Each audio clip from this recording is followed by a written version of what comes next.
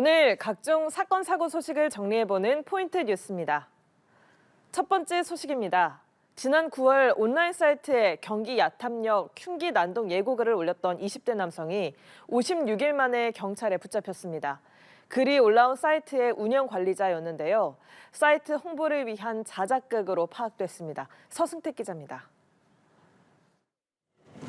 마스크를 쓴 남성이 취재진의 질문에 아무런 답변을 하지 않고 경찰서로 들어갑니다.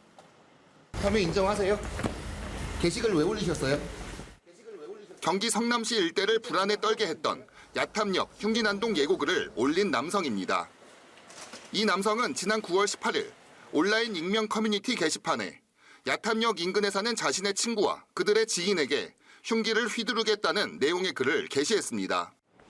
해당 글로 인해 역 주변에 경찰 특공대와 장갑차가 배치되고 기동순찰대와 기동대 등 180여 명의 인력이 순찰에 동원됐습니다. 경찰은 게시자 A씨를 2달간 추적했지만 해외에 서버를 두고 있어 파악이 어려웠습니다. 결국 국제 공조 끝에 운영자 계정으로 미국 서버에 로그인한 IP의 접속 위치를 전달받았고 지난달 29일 서울 사무실 소재를 파악해 A씨를 검거했습니다. 체포된 A씨는 해당 커뮤니티 사이트 운영 관리자로 홍보를 위해 허위로 글을 작성한 것으로 조사됐습니다. 이 사이트의 불법성을 확인하였고 그래서 이 사이트 운영자들이 정보통신망법상 음란물 유포를 방조하고 있다 해서 수사를 하던 중에 저희가 국제공조 수사를 진행해서 경찰은 해당 사이트의 접속을 차단하는 한편 A씨를 검거할 때까지 동원된 공권력과 행정력 낭비 부분에 대해 구상권을 청구할 계획입니다.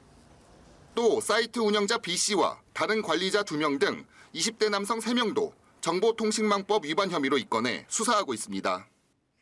연합뉴스TV 서승택입니다. 다음 소식입니다. 가상계좌를 이용한 환전 앱을 동원해 70억 원 규모의 불법 도박장을 운영한 일당이 무더기로 적발됐습니다. 일당은 가상계좌를 이용하기 때문에 단속에 걸리지 않는다며 참가자들을 유인했는데요. 차승은 기자가 보도합니다.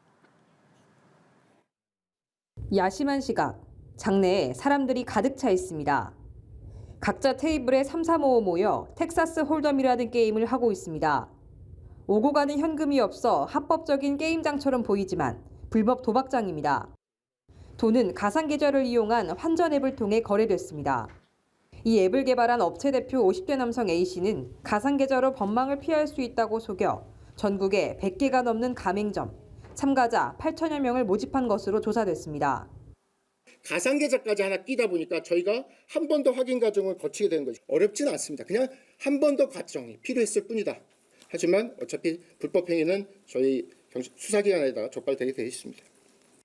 A씨는 경기 부천시에 1000평 규모의 전용 경기장을 세우고 억대 상금이 걸린 대회를 수시로 개최하면서 참가자들을 유인하기도 했습니다. 이렇게 A씨와 일당은 지난해 10월부터 7개월 동안 참가비 71억 원을 받고 환전을 해주며 수수료 등의 명목으로 14억 원 상당의 수익금을 챙겼습니다. 경찰은 본사 대표와 가맹점 업주, 고액 참가자 등 628명을 검찰에 송치했습니다. 이 중 본사 대표는 구속 상태로 넘겨졌습니다. 참가자 대부분은 20대에서 40대 사이 청년층으로 확인됐습니다. 경찰은 홀덤 게임을 단순 놀이 문화로 인식하는 젊은 층을 노린 변칙 불법 도박장이 늘어나고 있다면서 상금 지급이나 앱을 이용한 환전 등 위법 행위에 대한 주의를 당부했습니다. 연합뉴스TV 차승은입니다. 마지막 소식입니다.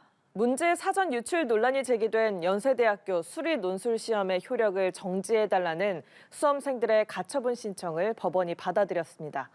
이에 따라 재시험 여부를 가를 본안 소송 판결이 나올 때까지 합격자 발표 등 후속 조치가 중단될 것으로 보입니다. 백유빈 기자입니다.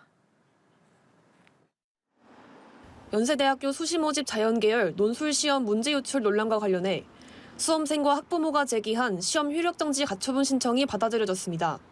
서울 서부지방법원은 해당 시험의 후속 절차 진행을 논술 시험 본안 판결 선고 시까지 중지한다고 결정했습니다. 현재 일부 수험생들이 논술 시험을 다시 치르게 해달라고 소송을 제기한 상태인데 이 소송에 대한 판결이 나올 때까지 후속 조치를 하지 못하게 한 겁니다.